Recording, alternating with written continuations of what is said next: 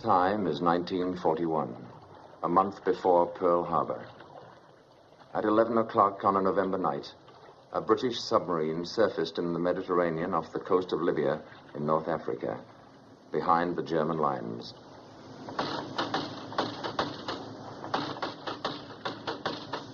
You sure the light carries that far? It should. There they are.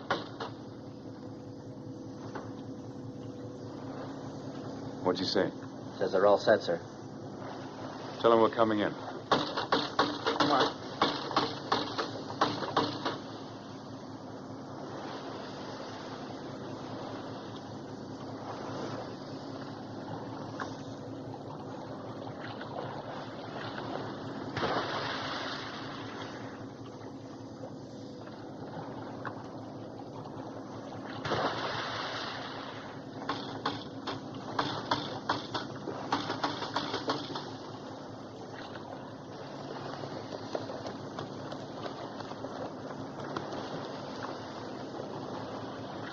These were British commandos, and the purpose of this carefully plotted raid was the death of one man.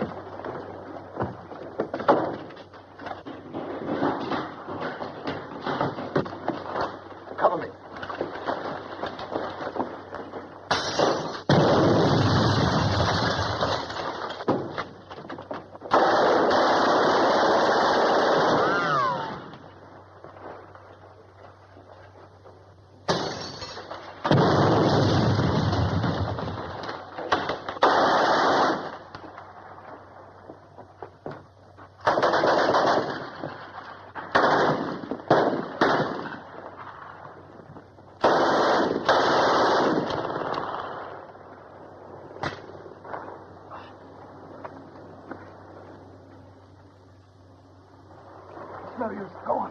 Get out of my arms. No use, I tell you. Get out of here.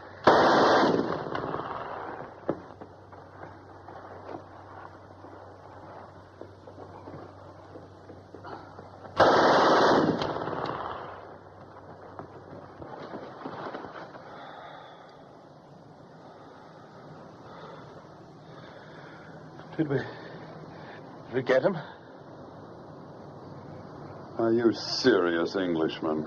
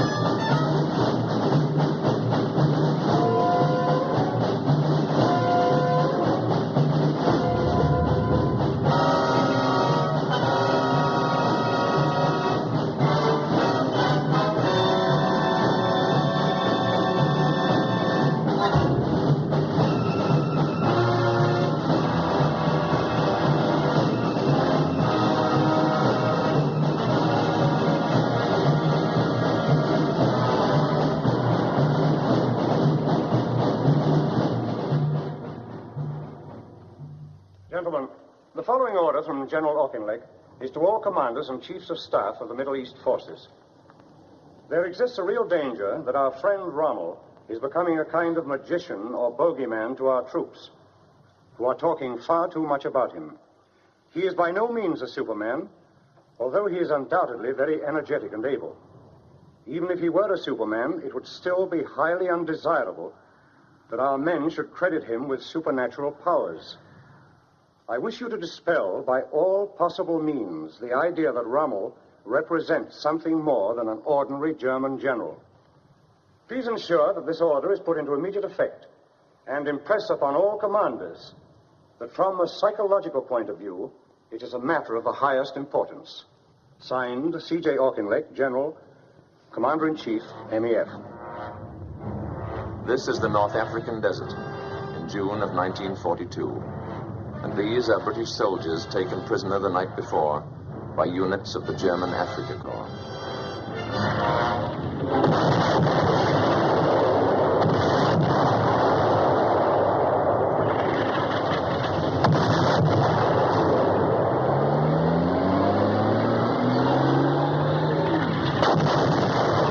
Run, you fool! Run!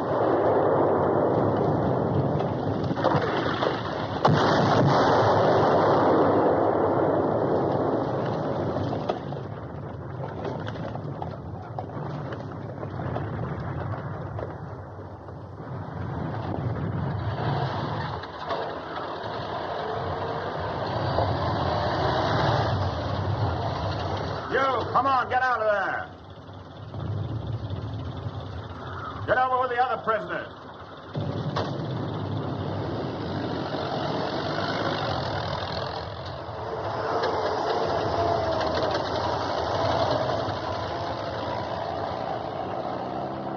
Who is the senior officer here? I am, I suppose. Come with me.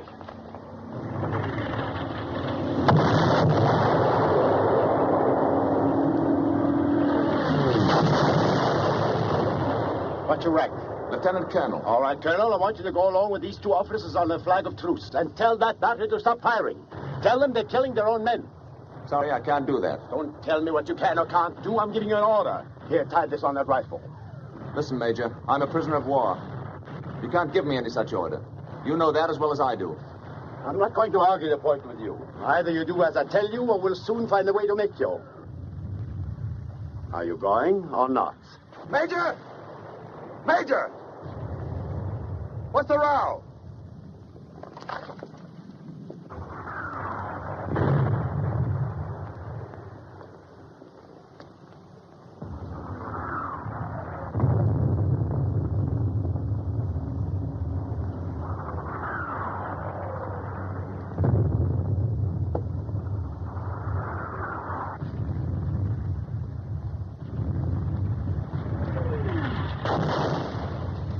Field Marshal said you're right.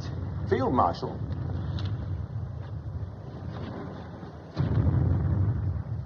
So this, then, was Rommel. Erwin Johannes Eugen Rommel, Commander-in-Chief of the enemy army and the most celebrated German soldier since World War I. Already a legend in the desert, he was a fox who had chased his hunters back and forth across North Africa about as often as they had chased him. And his tricks and turns had made even the Tommies chuckle, which is scarcely the proper reflex to the enemy in time of war. In spite of which, he was still, of course, my enemy. The enemy not only of my country and the army in which I served, but of all life as I knew it. Not only of democracy as free men had fashioned it, but of civilization itself. My name is Desmond Young. At the time of my capture, I was a lieutenant colonel in the Indian Army. This was my first and only sight of the cool, hard, professional soldier whose scrupulous regard for the rules of warfare had been exercised, in this instance, so fortunately for myself.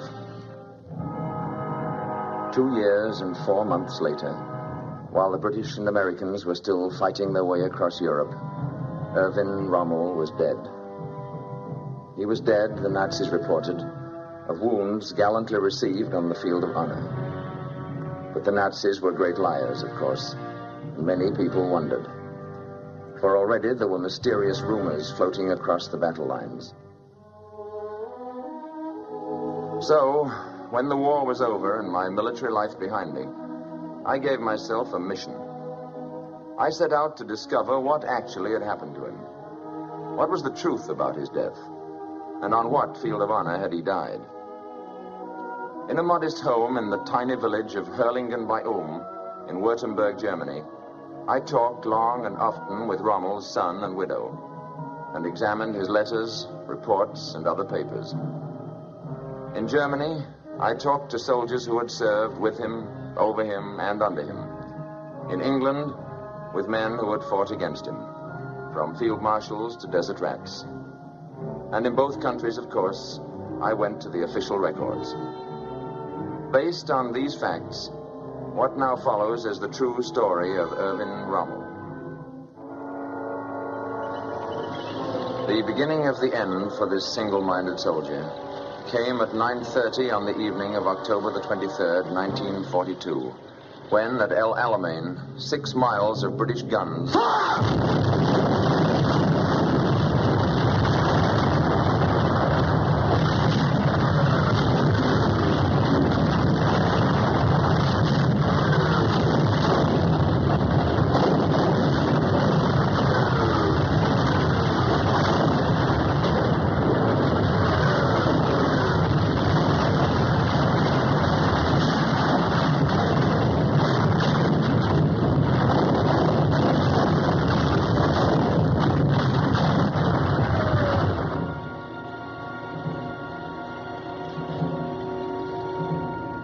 I discovered that actually Rommel was not in Africa when the storm of battle broke. Suffering from a chronic diphtheria of the nose, he had been relieved of his command a month before and flown back to a hospital in Germany. But when the telephone rang at his bedside and a familiar voice from Berlin called on him once more, he rose and was in a plane on the way back to the desert within hours.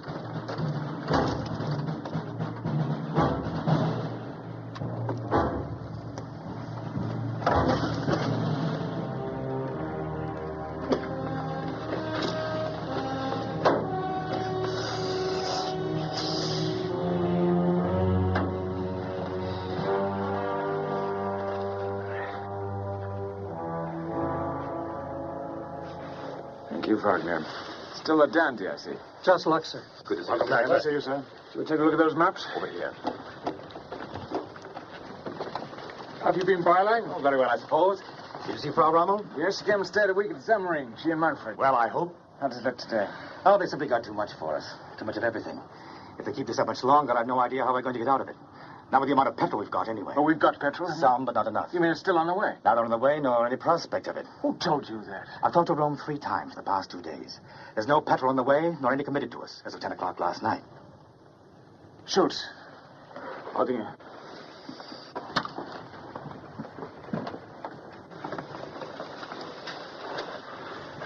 What about the tanks? Did they come? None. None since I left? No, none since August. What about the guns, the naval rifles? Nothing, I tell you. And no petrol at all? Not a pint.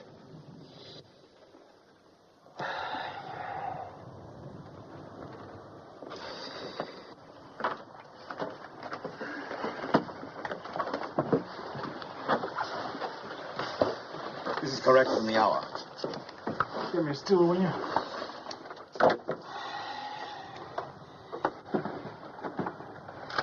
Here's where it's worst.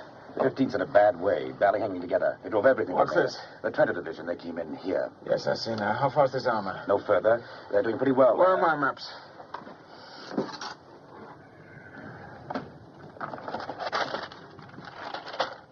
Bring the 21st and Ariete north through here. Move the 90th and Trento forward here. So they'll hook up. That's right. Now tell me this. Is Montgomery sending his infantry in first again? Naturally. And then the armor? That's right. Then let's give him a surprise. Let's send our tanks in first and blow a hole through that infantry.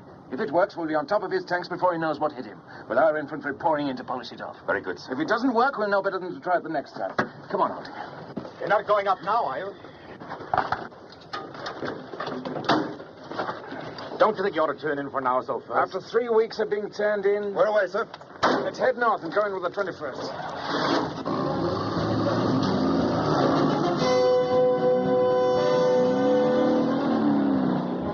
But there was now another fox in the desert, an even craftier one, perhaps. And if the battle boiled into confusion during the next few days, it was a confusion that was clearly more and more in Montgomery's favor.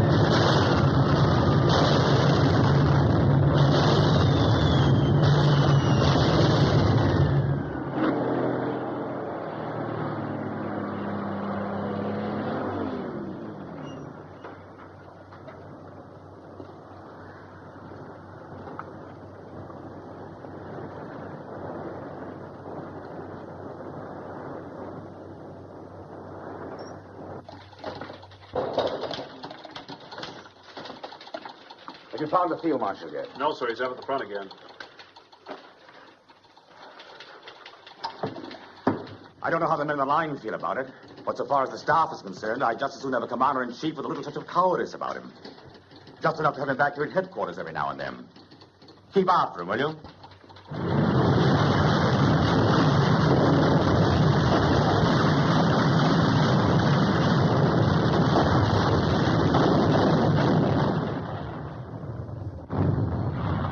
By the 10th day of the battle, not even Rommel could have any doubt as to its outcome.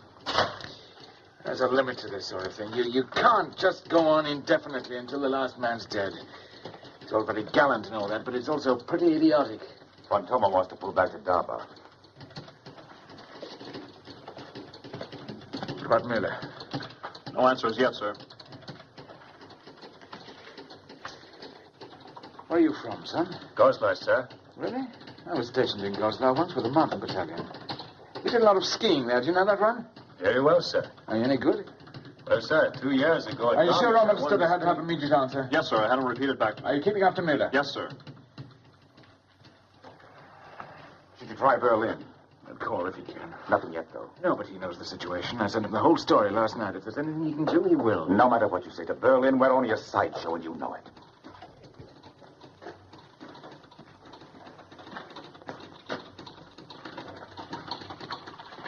Well, what? Miller's in a bad way. How bad? Very, I'm afraid. If he doesn't pull back soon, he won't have anything to pull back. Well, where is he? Why can't we get an answer from him? His command car's gone. He's working in a carrier. And if he's got more than 40 tanks left, I'd be greatly surprised. How about the Italians? Miller thinks they've had about as much as they can take. Rome calling, sir. Well? Field Marshal Kesselring regrets. Well, that eliminates any further speculation anyway. It's now a simple matter of mathematics. With the petrol we've got left, we have two choices. We can remain here and be destroyed. Or we can pull out tonight and dig in somewhere for the next round. You think we still can? Pull out? Of course. Why not? Montgomery's got no petrol shortage, remember? No, but I don't think it'll be too difficult. Montgomery's a very deliberate fellow. He wouldn't dream of leaping after me the way I'd leap after him. He'd have to think about it a bit first. I don't see what else there is to be done. There's nothing else. Let's have plan C and notify all commanding officers to stand by for important orders. If we can move quickly enough... Berlin calling, sir. Who in Berlin? The Führer.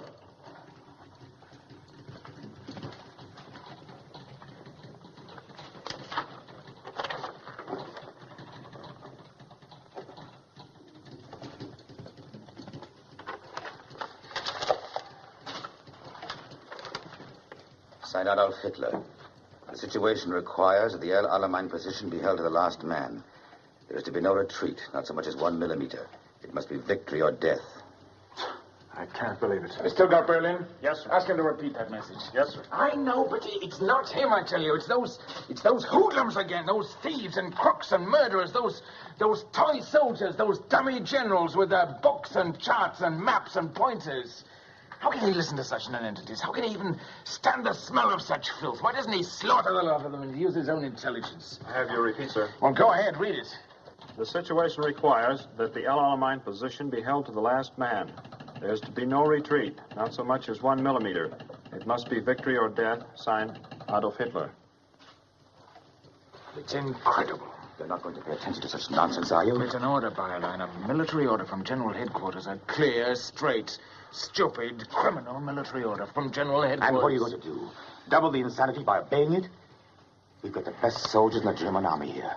They may be just hanging on now, but they're still a force. They're still fighting. If we take them out now, they can fight again tomorrow. But this is sheer madness. It's out of the Middle Ages. Nobody has said victory or death since people fought with bows and arrows. Why, this is an order to throw away an entire army. If I may remind you, sir, here in the field, these men are yours, not his. I just can't understand it. I can. He's insane. He's not insane. But neither am I.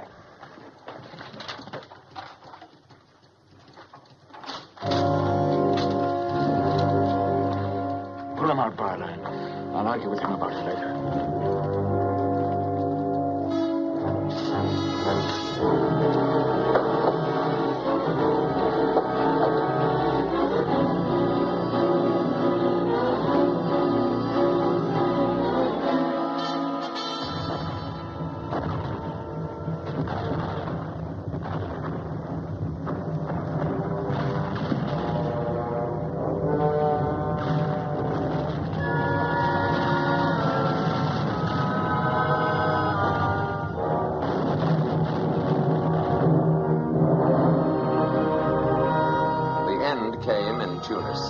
When the Axis forces were caught between the British, the Free French, and the Americans under Eisenhower, and surrendered unconditionally. But the Afrika Korps went into captivity without its leader. For, a month before the end, Rommel had again fallen ill and been invalided back to the hospital in Germany.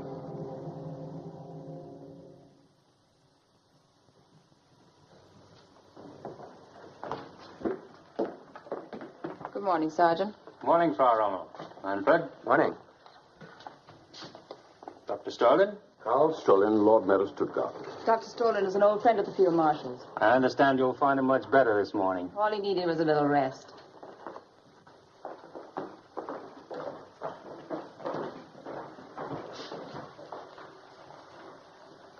Frau Rommel? Manfred Rommel? And Dr. Karl Strolin. From Stuttgart? Not only from, but Lord Mayor of. And don't tell me he's on the list.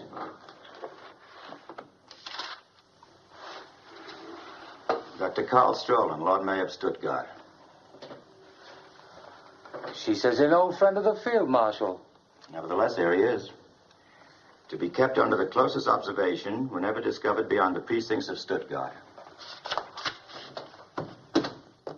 Not that it could really be described as an argument. It's impossible to have an argument with him in the sense that you and I could have an argument. He raves, he screams, he goes into such hysterics that it's like trying to make sense with a panic-stricken woman. He called him a coward.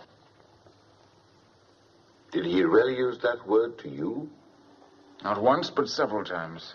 In Russia, he said, officers like me had been put against the wall and shot. Nor must I think it couldn't happen to me, too. And that was his thanks. That was his gratitude for all that Erwin has done for him. On the other hand, you mustn't hold people too accountable for everything they say when they're emotionally upset. The war's not going well, and he's naturally worried. But I'm afraid it'll be a long time before I forget what he did to the Africa Corps. What was that? When the end was near, and I asked him to get them out, he said he had no further interest or concern in the Africa Corps. And that was their thanks. Rommel, I should like to ask you a question. Of course, you don't care to answer, I quite understand, but with your permission, I should like to ask it nevertheless. What is it? Do you really believe that we can win?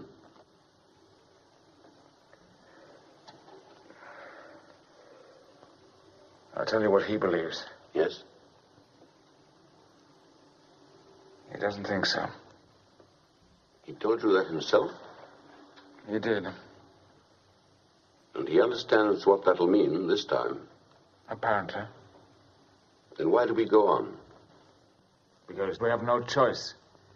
Because no country we're fighting, England, America, or Russia, will make peace with him. He admitted that. And it's the truth, of course.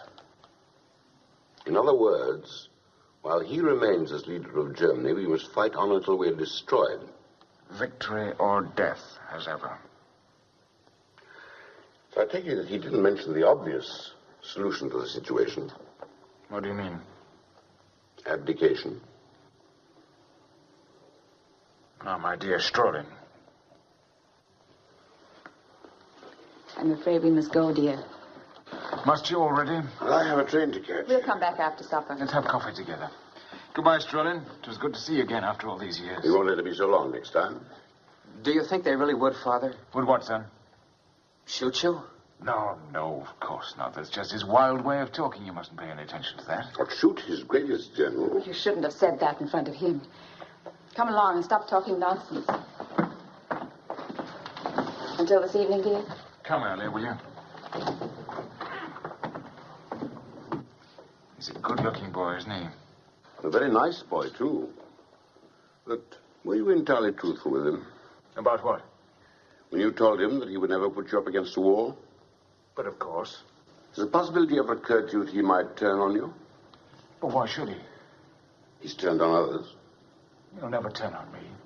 What about some of those fellows round him that don't like you? Himmler, Bormann, and that crowd. Don't they ever influence him? Very often, indeed. You don't think it's possible they might influence him against you someday? It's possible, yes, but I don't see that it's very likely. But in the remote possibility that they did, have you ever considered what might become of Lucie and Manfred? I've never thought about it. But what on earth are you getting at, anyway? I think you should. That's all.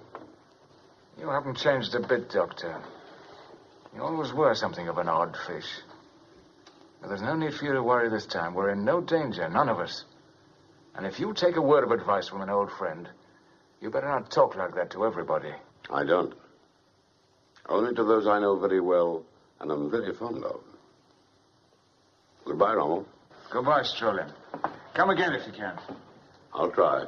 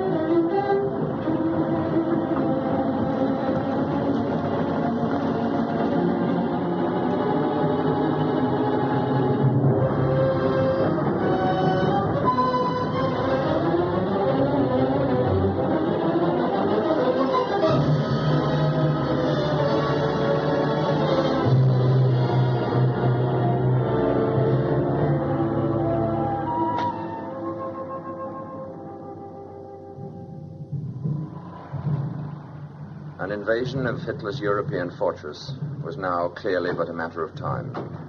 And in November of 1943, Rommel made a tour of inspection of the Atlantic defenses, preparatory to taking command of the Nazi forces that were gathering to resist the assault.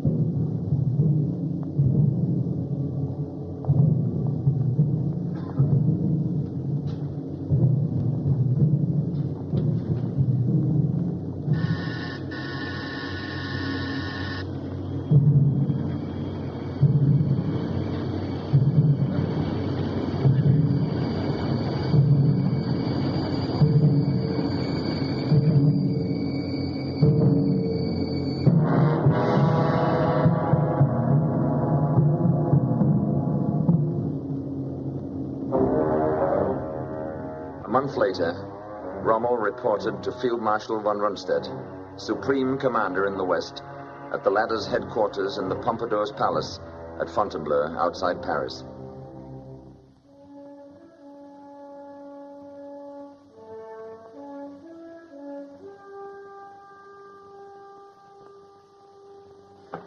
Field Marshal von Rundstedt, gentlemen.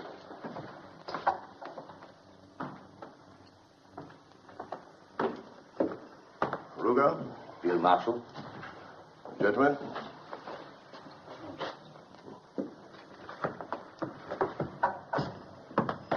Good to see you, Rommel. Field Marshal. Well, now that you have had an opportunity to examine it closely, what do you think about Atlantic Wall?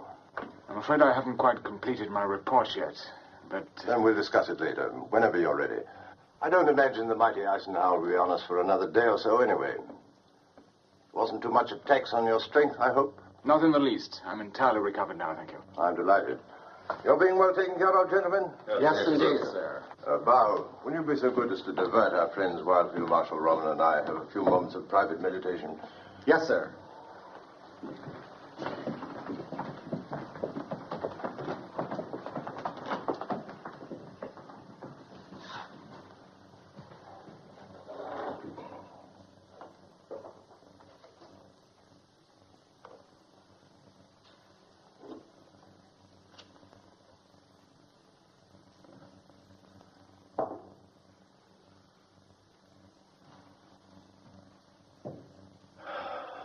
Appalling, wasn't it?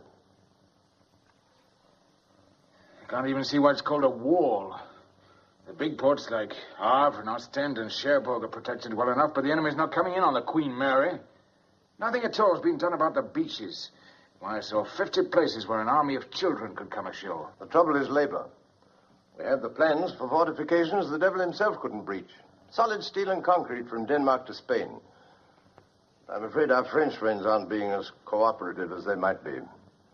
Even when driven to the job, they move like snails. Either we break it up while they're still waiting ashore, or we're in trouble. Is that the way you'd meet it? Stop them on the beaches. Crowd the water with mines and traps and tricks and hit them while they're busy trying to keep themselves from drowning. Here. Down here. And here. I don't agree with you. But the difference of opinion will probably remain academic. As it happens, neither you nor I will determine the tactics in this operation.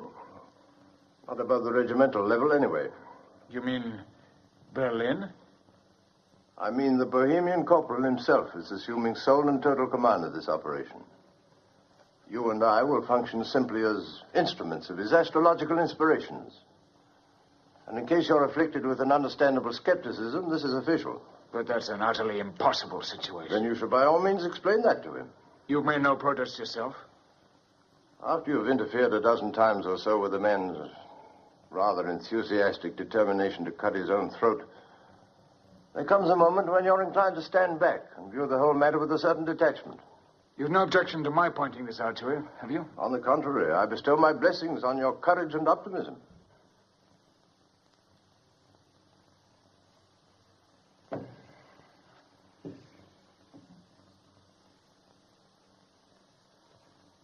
I'm told you once referred to me as a clown. The clown of Hitler's circus. Oh, did I? If so, I think you should know I've been a great deal more explicit about you, many times. Well, that's quite all right, Field Marshal. I find it almost impossible to keep my mind on anything harsh said about me. Did you say it? Whoever said it, you've given him ample reason to regret such a foolish remark. Thank you, Field Marshal. Not at all. Is there anything else? I don't believe so at the moment.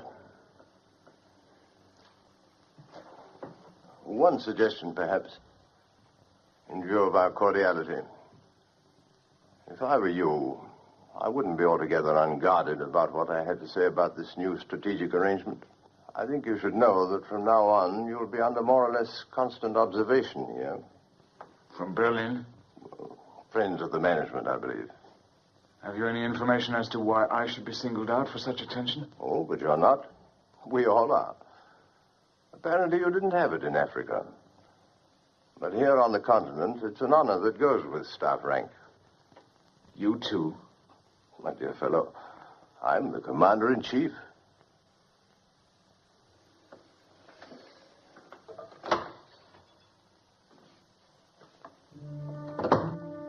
Two months after that, in February of 1944, during one of Rommel's rare absences from the Atlantic frontier, his old friend, Dr. Karl Strolin, sought him out again.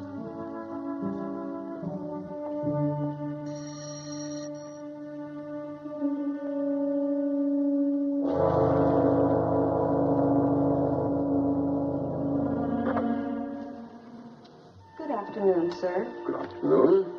Dr. Strolin to see the Field Marshal and Frau Rommel. Come in, sir.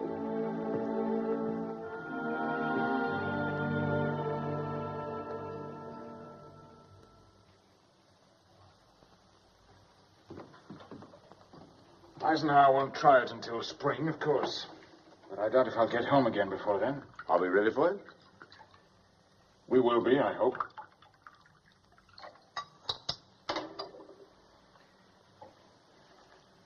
To your very good health, Doctor. To yours, my dear Rommel. How do you know this room isn't wired? Wired? Why should it be wired? Does our friend Himmler have to have a reason for wiring a room? No, I don't suppose he does. But I don't think you have to worry about this one. Why?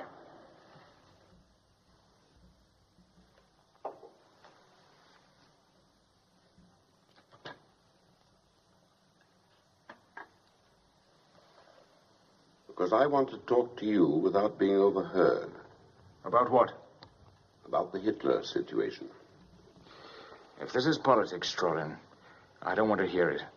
Had you rather see Germany destroyed? It's not a matter I want to discuss, I tell you. And I'm surprised at you. That's a communist position. Oh? Is it? Defeat against him, all that sort of thing. Unite us. Would you call General Beck a communist? Of course not. Or Karl Gödler, the Lord Mayor of Leipzig? I've never heard that he was. What about Falkenhausen? No, but... What about Heinrich von Stutnagel? No. Von Neurath and von Hassel? Are they communists? Are you trying to tell me seriously that men like that are questioning his leadership? Not just questioning it. They intend to end it. You mean you've talked to those fellows yourself? To them and to many others, and not only soldiers either. Churchmen, labor leaders, lawyers, doctors. Members of the government even. Not too many of them, but sound men. Every one of them. How long has this been going on? Since 38. And what exactly are you after? One, we want to get rid of Hitler and his gang. If we are to be defeated, then we prefer to be defeated as human beings, not as barbarians. Two, whether we win or lose, we want to live again like decent people, without fear. Look, Strolin, I don't want to get mixed up in this thing. What they do in Berlin is their business, not mine. I'm a soldier, not a politician. You still think you're perfectly safe? Who knows who's safe and who's not in a situation like this? I'm a sane man, you'd know. That's a lot of rubbish. And you know it. Well, I hope you're right. And perhaps you are. After all, you are his favorite, and I can think of no one who's ever questioned the deep and enduring gratitude that he's always shown to those who've served him well. No one's in any danger here who does his job properly. Oh, and of course you have nothing to fear. And if something did happen unpredictably, you'd still have the comfort of knowing that the lives of Lucie and Manfred would be safe and snug in the soft, gentle, tender hands of that brave little band of patriots he's gathered round him. I'm afraid that kind of talk doesn't amuse me. I'm not trying to amuse you. I'm merely reflecting on your extraordinary good fortune. I wish you'd think about that, too, sometime. Not the blood on his mouth, but what a godsend he is to you personally. Not only in your home, but in the field as a soldier. How many other generals can boast the favor and support of a leader so gifted in the arts of war? That's enough, Strolin. But surely you haven't forgotten how brilliantly he refused to be seduced into an invasion of undefended England right after Dunkirk? Or how brave he was at Stalingrad when von Porras wanted to withdraw from the trap? What other man on earth would have had the courage to send that brief, simple, thrilling command? Don't retreat so much as a millimeter, victory or death. Would Napoleon himself have dared? That's enough, I tell you. Afraid even to think about it. Stop talking to me as if I were a child and you were schoolmaster. Don't you think I know what you mean? But what of it? Who asked me for my opinion? And suppose I told them what I thought, that what they're doing beyond every other consideration is stupid to the point of imbecility. Who do you think would listen to me? Have you ever tried? Of course. I've been told to mind my own business. And who's to say they're not right? Surely you are naive enough to think that a soldier must approve of every detail of his government before he can fight for it. What army could exist like that, with every man in it free to decide what he will or won't do? The truth is that a soldier has but one function in life, one lone excuse for existence, and that is to carry out the order of his superiors. The rest, including government, is politics. And if I must remind you again, I'm a soldier, not a politician. What the government does... Oh, stop hiding behind that bloody uniform of yours. What do I care about your philosophy of the soldier?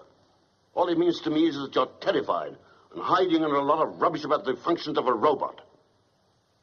Have you forgotten that I've known you for 20 years? Why, I know exactly how you feel about that abomination in Berlin. What I can't understand is this chicken-hearted willingness to go marching right down into hell with a beast you loathe and despise. Where's all the sense and courage you have in the field? Haven't you any of it here? I think you better get out of this house. Now. Not until you've shown an old friend the decency of honesty with him. And if reason won't work, very well, then I'm prepared to go further. I've no intention of stirring from this room until the truth has passed between us. Or had you rather I call the guard and charge you? That you will never do. And may I ask why you know so well what I will or won't do? Because Lucie told me that you wouldn't. You've already talked to Lucie about this? Of course. And she sent you to me? Not at all. She merely told me how you really feel about our sainted leader and his glorious reign over Germany.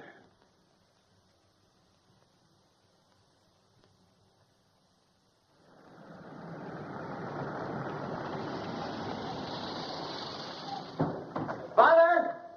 Father, the car's here! We saw it. Will you please not shout? I've told you that a dozen times. He's just excited. I know, but I'm tired of telling you. He's all right. He's still only a boy, remember, in spite of that uniform. Of course. Take care of yourself, dear. You're not cross with me, are you? For what? For speaking to Dr. Strolin. No, of course not. Is he right? I don't know. I can't make up my mind. But that's a dreadful thing he proposes. A great, tremendous, dreadful thing.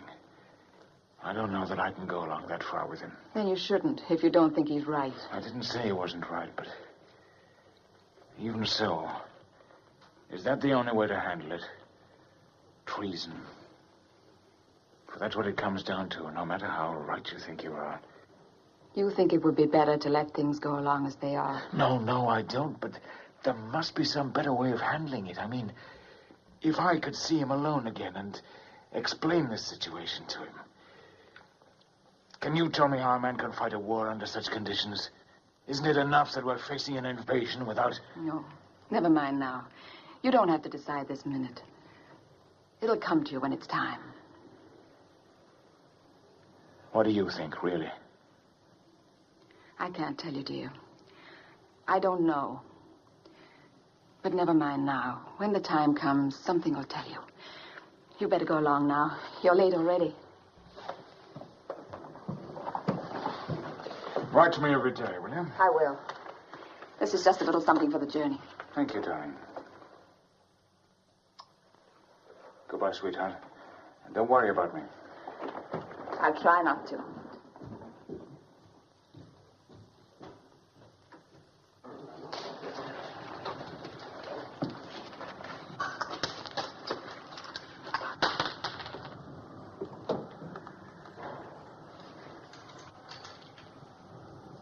That's all, please.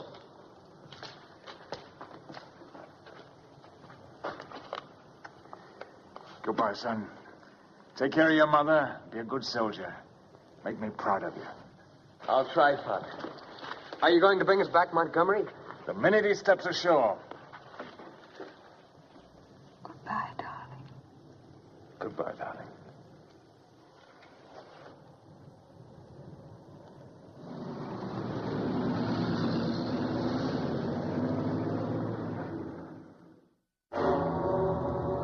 And then, finally, after 4 long years of preparation, it came. D-Day. And the greatest armada and the vastest movement of men and arms in the history of the world rose from England and set out for the assault on the beaches of Normandy and the German fortress of Europe.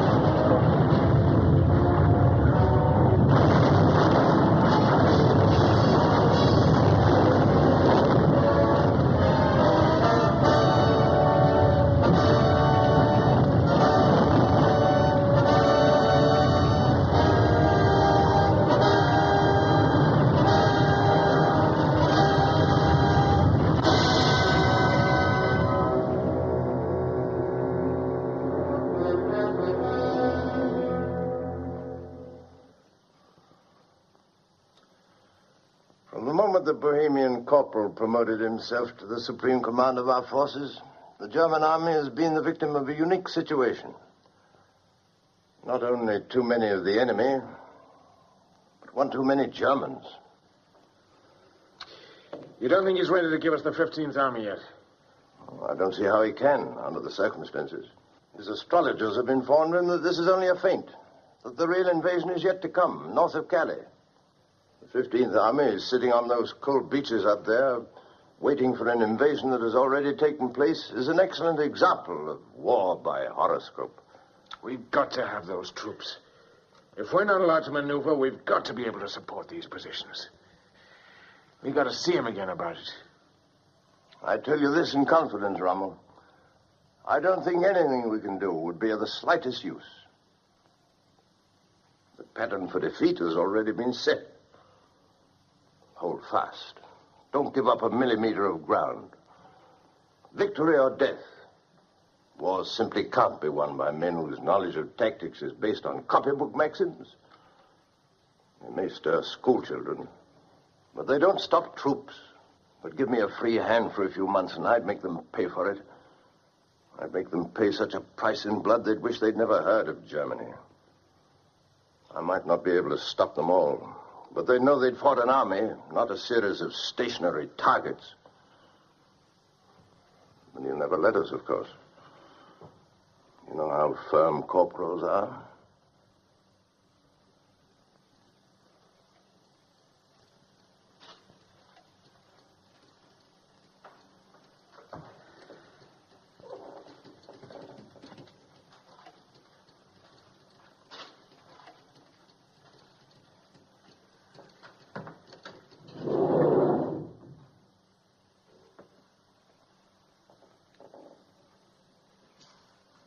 Do you happen to know Karl Strolin? Strolin? The Lord Mayor of Stuttgart. I remember that name from somewhere. Or Dr. Gerd of Leipzig. You too? Every day that passes, every minute of the day, convinces me more and more that theirs is the only possible solution. Your words, you must understand, mystify me. They propose to arrest him, take over the government, and move immediately to make peace with Eisenhower. I shall, of course, deny that this conversation ever took place. But that's a particularly childish idea. Eisenhower's not going to make a separate peace. And why should he, with things going so well as they are? That part of your plan is doomed, obviously, from the start. But you don't disagree with the basic proposal? I'm sorry, but I don't believe I heard the question. In any case, if they came to you for counsel or advice, would you receive them? Oh, no. No, I'm afraid not, Rommel. It's too late. Much too late. Even if they moved immediately? You misunderstand. Not too late for that. Too late for me. I'm 70 now. Too old to revolt. Too old to challenge authority. However evil.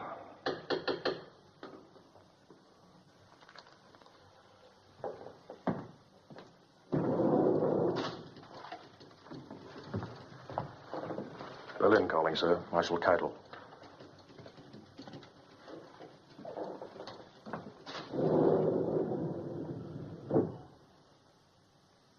Keitel?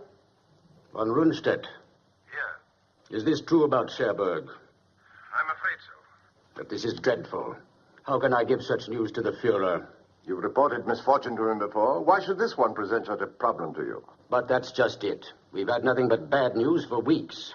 Isn't there any good news I can give him at the same time? Have you checked on the Russian front this morning? We're not discussing the Russian front. We're discussing yours. This whole situation in the West becomes worse with every report. I'm actually embarrassed to have to give him another disappointment like this.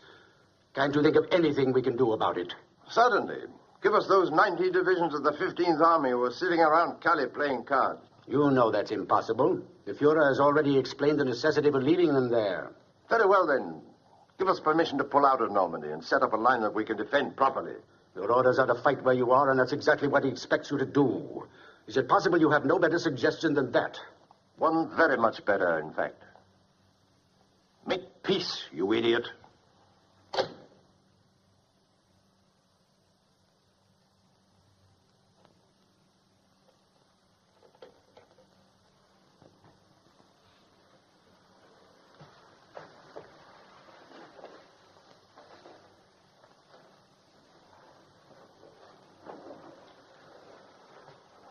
Goodbye again, Rommel. He'll never report that. This very instant, he's knocking at the corporal's door, whimpering with happiness.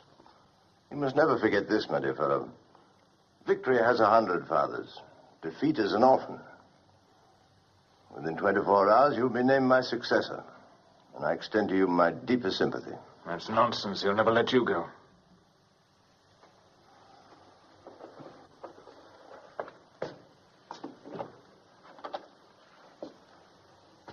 But not too old, I might add, to wish your friends the best of luck in that extremely interesting project.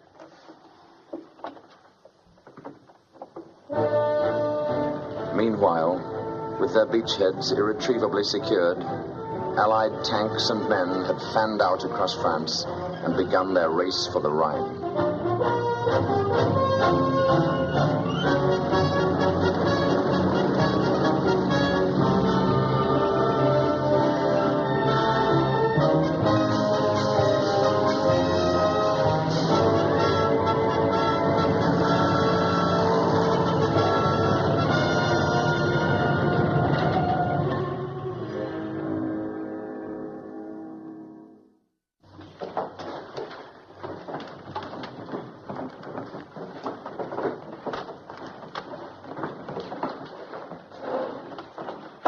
Please, where you can get to them quickly.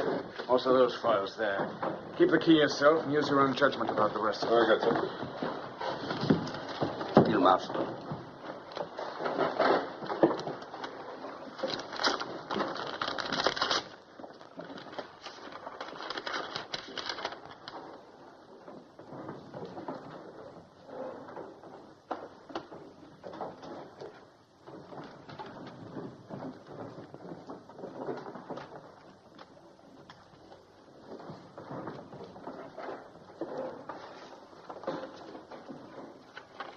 Where is he? In the small room. Holding her? Yes, sir.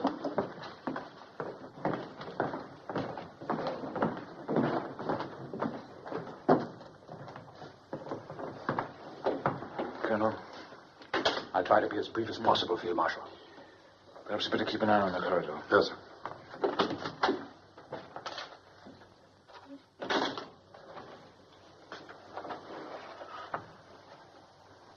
Well?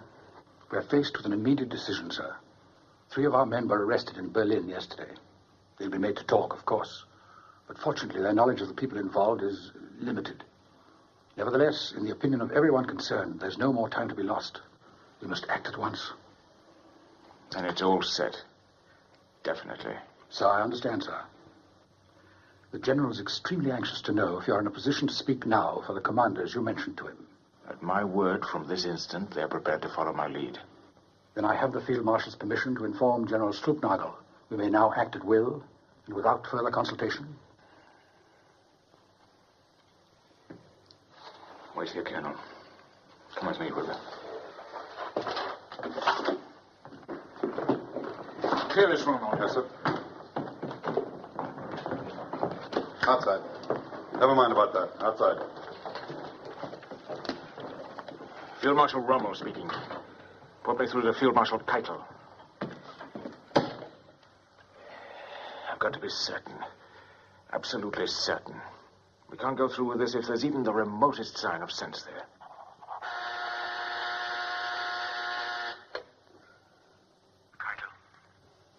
Rommel? Now listen very carefully, Keitel. I've got to see the Führer at once, somewhere in France. I can't explain on the telephone, but you must make him understand that it's a matter of the greatest urgency. I suggest tomorrow morning. On June 17th, they met in Hitler's underground stronghold at Magival, near Soissons. This is an extremely difficult duty, my Führer. But circumstances leave me with no choice. We reached a crisis on this front that calls for a decision on the very highest level. But you said that. You've said that before.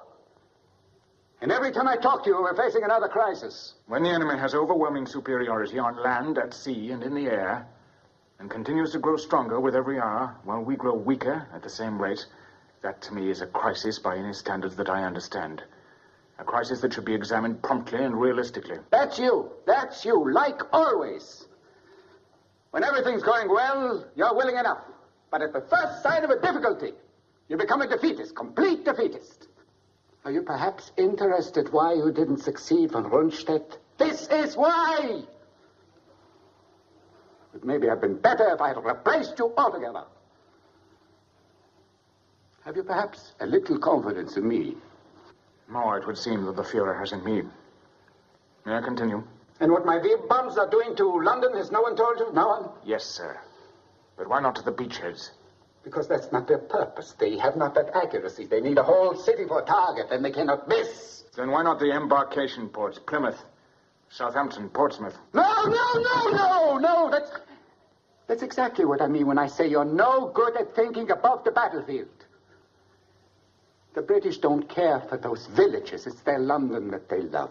They don't want to see it destroyed the way I'm going to destroy it. In 2 more weeks, remember my words, they'll be screaming for surrender. Just wait, you'll see. To continue, sir. The struggle is over on this front. Within these 2 weeks that you mentioned, you must be prepared to see the enemy break through our lines and push out into the interior of France. Militarily, the end is already in sight. We have nothing more to throw in. What is it you're proposing? That we surrender? I give you the facts, sir. I only ask that you draw the proper conclusions. Proper to whom? To you!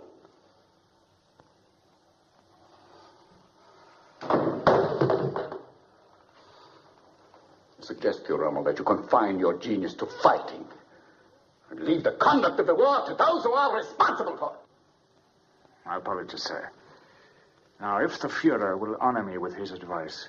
That V-weapon, for your information, happens to be only the first in a whole series of weapons that will completely revolutionize all warfare. I have a second 100 times as powerful, and a third in mind.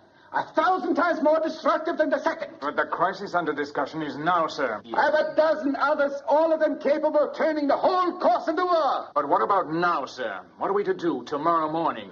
While you've been deciding that all is lost, we've been working miracles, determining the course of history for centuries to come. In the workshops, in the laboratories, we've been turning out machines of destruction such as the enemy has never dreamed of. I have one in mind. I have the weapon in mind.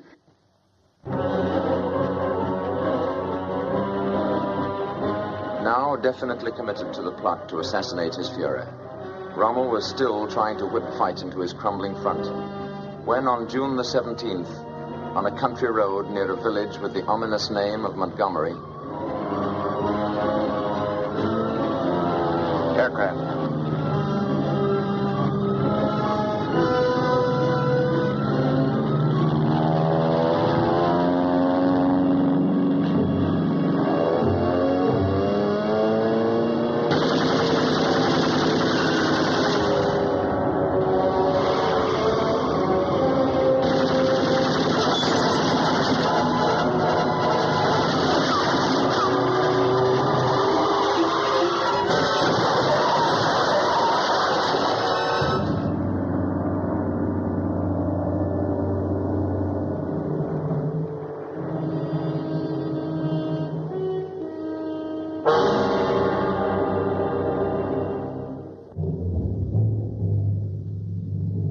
Later, on July the 20th, while Rommel still lay unconscious in a hospital in France, Adolf Hitler and his staff gathered for their fateful conference in a fortified barracks at his headquarters in East Prussia.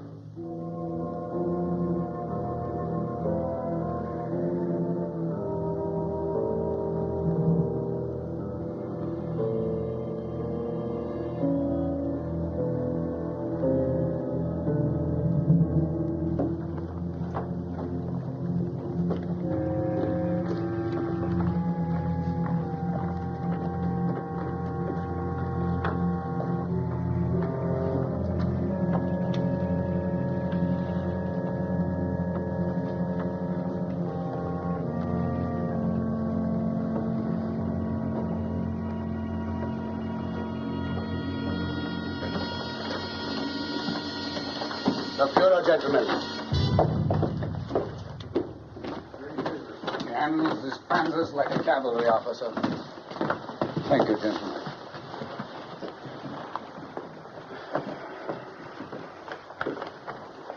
My Führer.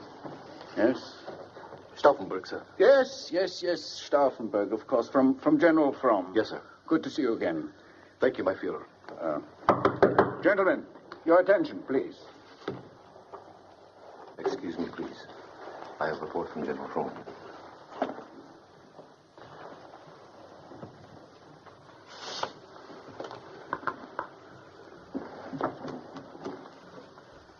We're scaring.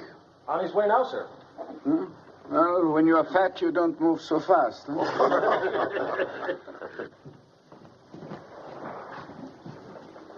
Colonel Count von Stauffenberg? Yes. Telephone, sir.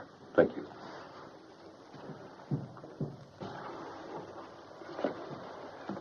Excuse me.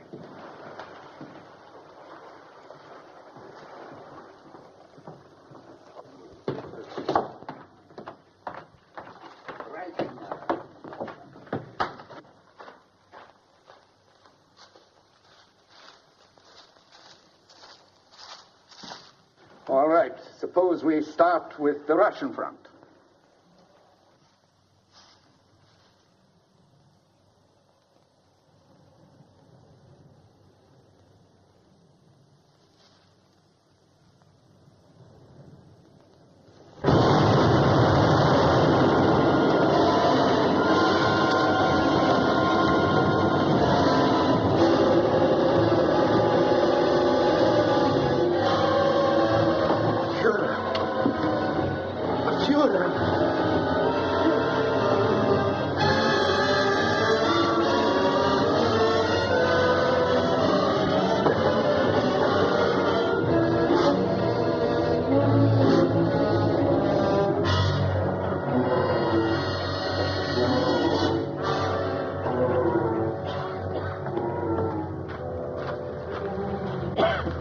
My Führer. I'm all right. For that failure, 5,000 suspects paid with their lives during the few days that Hitler spent in hospital. As for Rommel, recuperating at Herlingen from injuries that would have destroyed any but the toughest of men, all public mention of his name suddenly stopped, and a complete and official silence settled over the very subject of the nation's most celebrated soldier. For 3 months, he remained in this sinister isolation, until the afternoon of October the 13th, in 1944. Keitel? How are you, Rommel? Getting along, thank you. Well enough yet to come up to Berlin? I'm afraid not yet. In another week or two, perhaps. Why? I could send a special train for you. That's very good of you. But I really don't feel up to it yet. Is there some particular urgency about it? How soon do you think you'll be ready for another command? Another 2 weeks, I suppose. 3 at the most. If we send someone there, would you be able to discuss the situation with him? Of course. Very well, I'll send Bergdorf. You know him, don't you? I've met him. Suppose I have him drive down tomorrow morning. Would that be convenient for you? Perfectly. He'll have full information and instructions. Will you give my best regards to Frau, Rommel? I will. And thank you very much. Goodbye, then. Goodbye.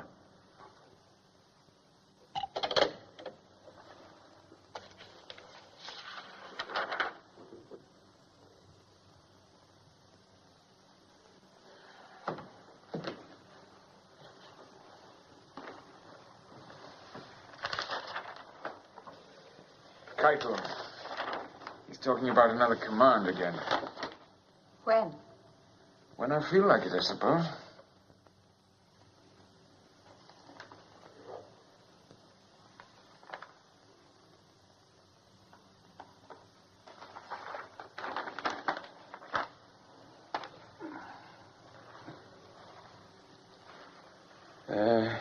He sent his best regards to you.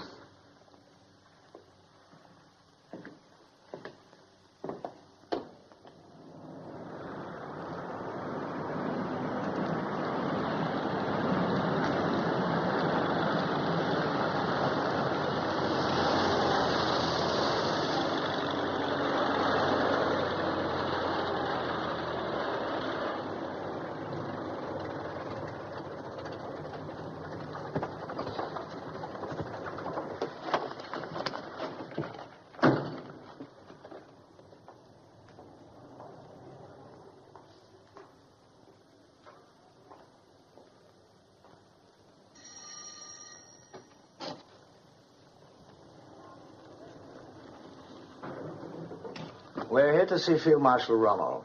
I'll tell him, sir. Would you tell him that... Come in, Bogdav.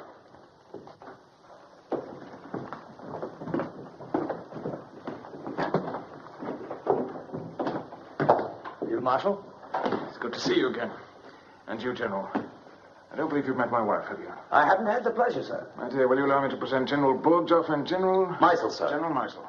This is my son Manfred and Captain Aldiger. I hope you're not too tired from your journey. Not at all. Thank you, Frau. Have you time for luncheon and a glass of wine first? Thank you very much, sir, but we're due back in Berlin as quickly as we can make it. Very well, then. If you'll excuse us, dear.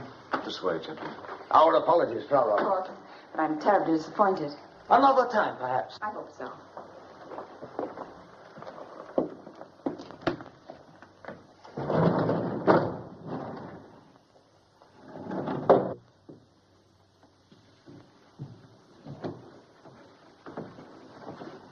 I hope it's the Russian front, don't you?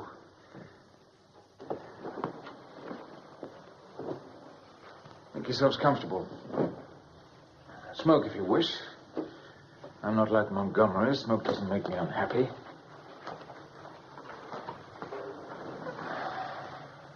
At your service, gentlemen.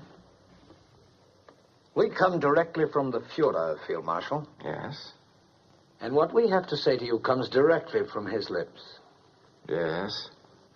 Our instructions are to tell you first of his deep appreciation of your many heroic services to the state.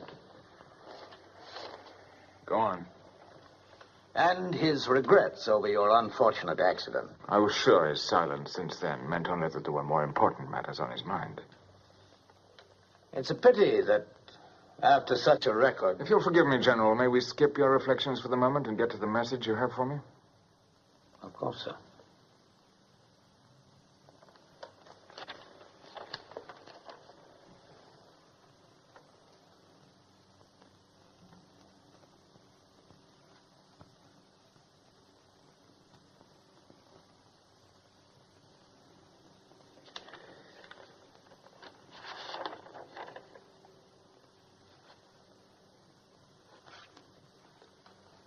You'll observe that the charges are supported by an overwhelming body of testimony. I can read, thank you.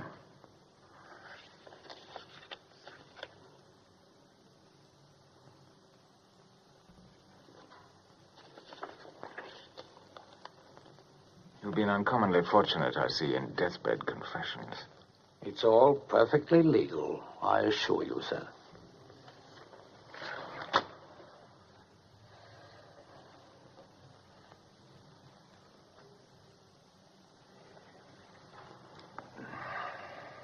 You may inform the Fuhrer that I look forward to answering these charges in court. You don't intend to deny them, do you? I said, you may inform the Fuhrer that I look forward to answering the charges in court.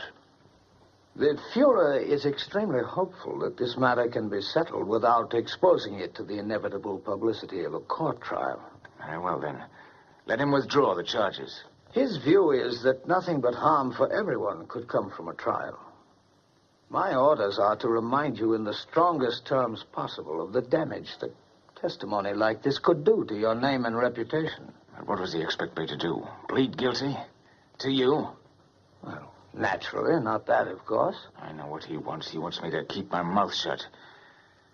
He doesn't want me to speak out and tell what happened where it can be heard. Well, you may tell him for me that that's very thoughtful of him, but that I'm quite capable of taking care of my own name and reputation in my own way, which will be in a proper court of law. But to what end, sir? The verdict is already indicated.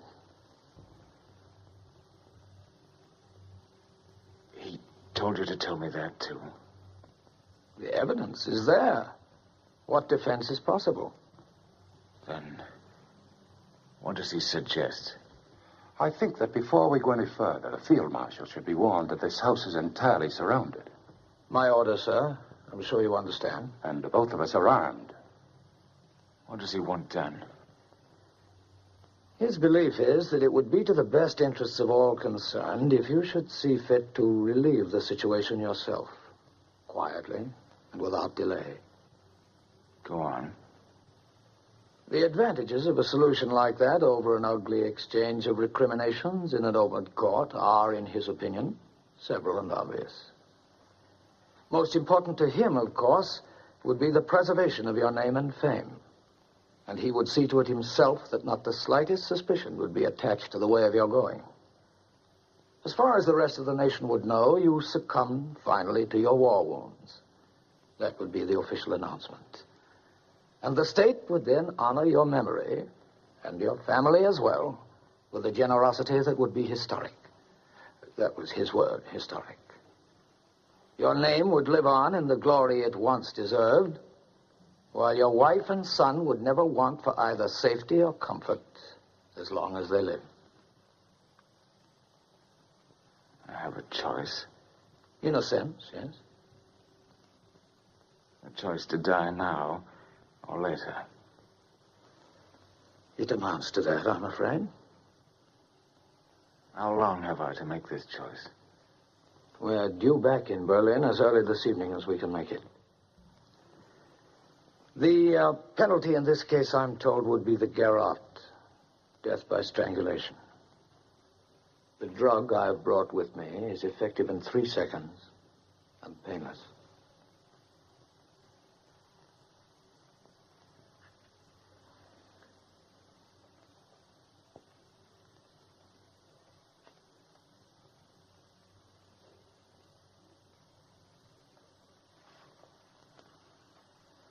Tell him for me that in spite of the disadvantages you've been kind enough to point out, I'll take the trial. It may be, as you say, a futile defense, but I think it should be heard nevertheless. There might be some value in it for those who hear it. It might even move some to stop and think for a moment or two, as finally I did. Though unfortunately too late. In any case, it's my life, and that's my choice. I confess my disappointment with your choice, sir. My heart, of course, bleeds for you. The unfortunate part of it is that if you insist on a trial, I have no authority to offer any guarantees for the safety and comfort of your son and widow.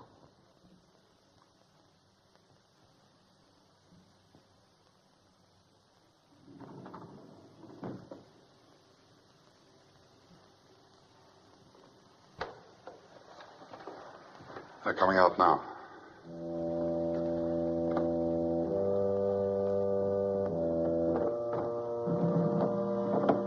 All over, sir? I believe so. We'll wait outside, sir. I won't be long. Well, we hardly expected such a...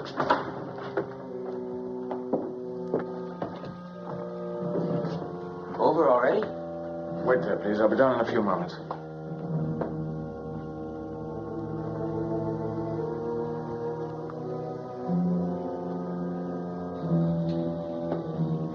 What is it, Erwin? I want you to be strong, darling. I want you to be very strong and very brave. Do you understand? I've got to go away now, and I won't be back. Do you want me to tell you any more? There's no way out. No. But it won't be too terrible. They're giving me a drug. It's painless and effective immediately. We're leaving now, and I'll do it as quickly as possible. We've got guns. Can't we make a break for it? No, there's nothing that can be done. They've thought of everything.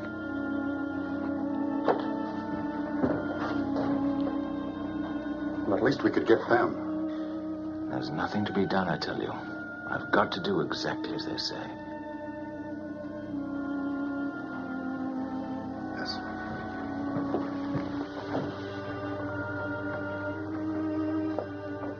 Are you going to be brave now? I don't know. You and Manfred will be all right. They've assured me of that. And nobody's to know about this but us. Are you sure there's no other way? No other, darling. Have you told Manfred yet? I'll tell him when I go now. No. Let me tell him. I can tell him so much better.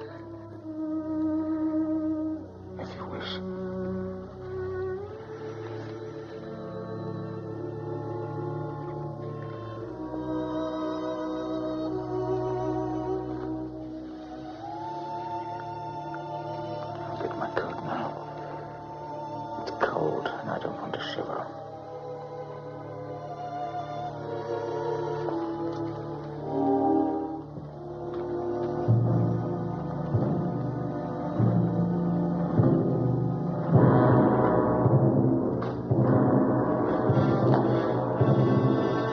Field Marshal's coming out now.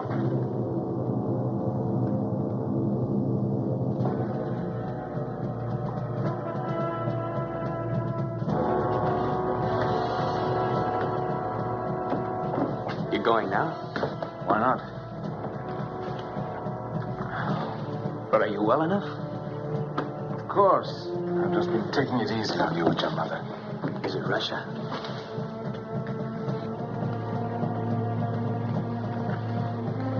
Goodbye, Aldinger. Old dear friend. Goodbye, sir. Take care of him. Yes, sir. Can't you tell me? Don't ask so many questions. You know better than to talk like that to a field marshal. But when will we know? Before very long. Goodbye, son. Be a good boy. Goodbye, Father. You'll stop them, won't you? Lucie.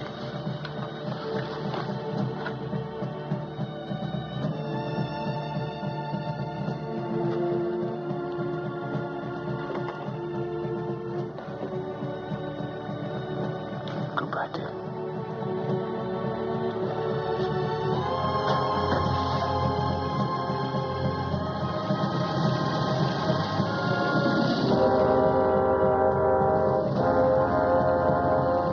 During that last short ride, what may Rommel's thoughts have been? Were they bitter that he had learned too slowly and struck too late? Or did they go back to the desert, where his military genius had first electrified the world? First at Mikkeli, then Tobruk, yes, and even El Alamein. In any case, his life and fate have best been summed up, ironically enough, in the words of Nazi Germany's sternest enemy, the Honorable Winston Churchill. His ardor and daring inflicted grievous disasters upon us, but he deserves the salute to which I made him in the House of Commons in January 1942. He also deserves our respect because, although a loyal German soldier, he came to hate Hitler and all his works, and took part in the conspiracy to rescue Germany by displacing the maniac and tyrant. For this, he paid the forfeit of his life. In the somber wars of modern democracy, there is little place for chivalry.